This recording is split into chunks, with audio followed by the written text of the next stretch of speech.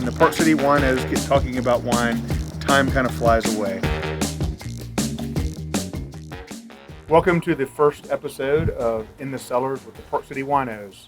The purpose of this get-together is to have a little bit of fun, drink some awesome wine, and to discuss the local Park City wine and food scene with one of the local experts. And today we're lucky enough to have Miss Ashley here with us, who is the Somm and wine director up at Stein Eriksen Lodge. So, Ashley, Thank welcome. you for having me. Happy to be here.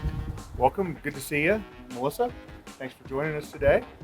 We're going to chat about some of the wines that we have on the table and a couple of our favorite wine regions that we get to drink together from time to time. So, just kind of want to kick it off with you again. Welcome, and tell us how you got into the wine business. I stumbled upon it. I went to move to Aspen after college in Boulder and worked at Little Nell, arguably one of the largest and most fascinating wine programs in the world, and started drinking wine and never looked back. And you worked at Little Nell for how long? For 6 years. So tell us about the wine program over at Little Nell. It is certainly world famous. It is one of those untouchable wine lists where they have DRCs back to the 50s and 3 liters and magnums, and they've been able to curate more master sommeliers have been through the Little Nell's wine program than any other property in the world. So they've been able to really get their hands on any wine that they've wanted to for the past 30 years. Their cellar is incredibly deep with over 22,000 bottles, and a good portion of that is just aging for time to be appropriate to put on the list. So it's just been it's a depth of a cellar like you've never seen unless you're sitting at Le Tour de Jean in Paris. Sounds like it was a hell of an opportunity to be able to learn about It was. some awesome wines. I learned from some of the best master sommeliers out there. Yeah. My favorite summertime wine, really anytime wine, Chablis, one of the most recognizable wines on the planet, in my opinion. Just north of classic Burgundy, but has completely different than the rest of Burgundy, in my opinion.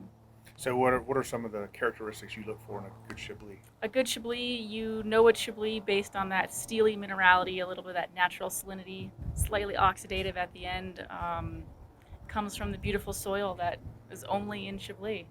Yeah. So the one we have today, and I'll get into the story about this white cylinder here for a moment, is an 2011 Chablis from Ravenot from the Montagnard vineyard. Yum. I'm sure you're quite familiar with this wine. I am. Ravenot, the king of Chablis in so many terms. Tell us a little bit about the Ravenot property and specifically Montagnard. Francis Ravenot started it, I believe it was 1958. He started it on its own. He has since passed, but his 2 sons have taken over. Montagnard is the unofficial Grand Cru. It sits just south of all 7 Grand Crus of Chablis, on the right side of the river, just east of Chablis. And it has, again, that soil, those million-year-old fossils really shine through. It has the most striking acidity of any white Burgundy on the planet. Beautiful roundness. They use minimal oak, all used oak. It's just a tiny splash of new oak on the finish. So so great. What everyone would ask, possibly out there, would be, okay, what's the price range on a good Chablis? If you're talking Grand Cru level, they can get expensive very fast. But the great thing about Chablis is there's 3 or 4 different levels: Grand Cru, Premier Cru, Village, and even Petit Chablis. So you could walk into any grocery store or any liquor store around the world and get a Chablis for $20, $22. So it's approachable at the very base level, which is nice.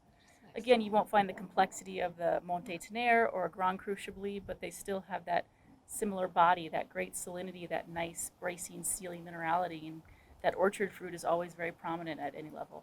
You came to Utah from Little Nell. What was the wine program like there when you arrived, and what is it now?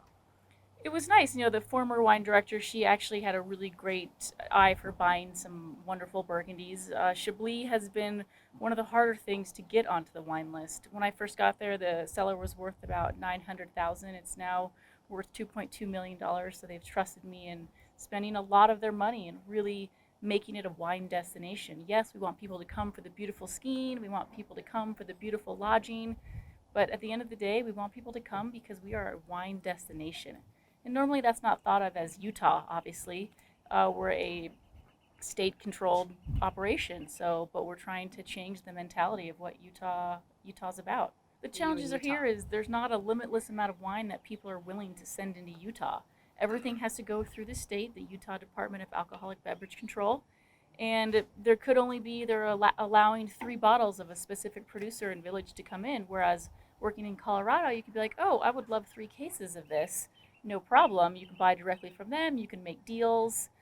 Here everything is controlled, the price is controlled as well, so it makes it a little more challenging and a little bit less desirable for some producers to want to jump through the hoops to get their wine into Utah.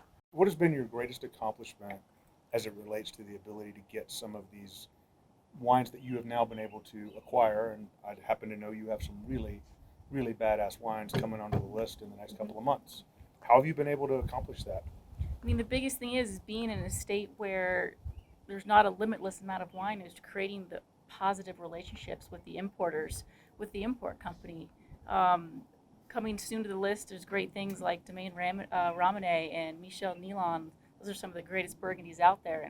And I started to form a relationship with John Terlato. Those are Terlato's wines. And if you don't have a positive relationship with the importers, you're never going to even know these wines exist. Where in Utah, you really need to create specific relationships to find the wines that you're looking for, and then hope that they're willing to release a good amount to you. My initial conversation with Terlato Wines was, well, I'll give you 3, 3, and 3 of these different villages. I'll give you 1 bottle of Montrachet, 2 bottles of Chevalier. And after a few conversations, a few in-person meets, now I have cases of everything coming. So it's really important to create those positive relationships to increase the number of bottles we can also get. So we're in Chablis here, right? Mm-hmm. And it's part of White Burgundy.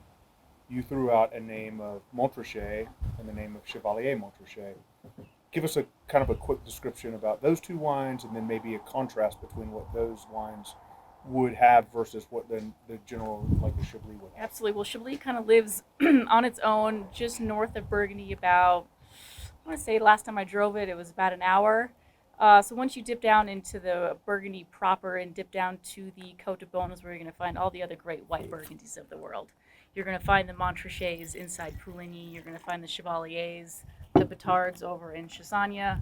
And the biggest difference is a little bit more oak usage. Chablis really prides itself on that bracing, steely minerality, that beautiful acidity, and light and effortless, where if you jump into Pouligny and you're drinking a Montrachet, you're going to find a much fattier style of wine, much more luscious, much more opulent in style. And whether you're in Montrachet, Chevalier, or even dip down into Merceau, a much fattier, meatier style of white wine. Which do you prefer? It really depends on the day, to be honest with you. I will never turn down a beautiful Chablis, but I would never turn down a beautiful Chevalier from Davenay or a Coche down from Merceau. I mean, these are the best white wines in the world for a reason. They all have their place happily in front of me at any point in time.